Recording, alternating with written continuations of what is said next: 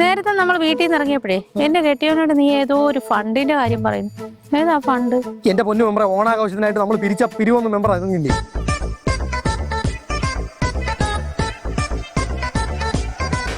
എന്റെ പൊന്നു മെമ്പറെ, പണി അത്രയും പാളിയിട്ടുണ്ട്.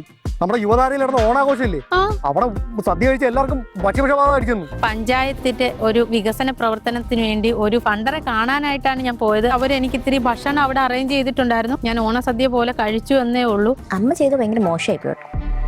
എന്ത് മോശമൊന്നും? ഇത്രയും വലിയ പ്രശ്നം ഉണ്ടായിരിക്കുമ്പോഴാ അമ്മ പോയേക്കുന്നത്. എനിക്ക് മുമ്പിരുന്ന മെമ്പർമാരൊക്കെ ഭക്ഷണം കഴിക്കാതെയാണ് ഓരോ കാര്യങ്ങൾക്ക് നടന്നേന്നുള്ള കാര്യം എനിക്ക് അറിയത്തില്ലായിരുന്നു. പാലാറ്റിങ്കര ഗ്രാമപഞ്ചായത്തിലെ എല്ലാ വീടും കയറി ഇറങ്ങി തെണ്ടി ഉണ്ടാക്കിയ പൈസയാണ് ഞാൻ.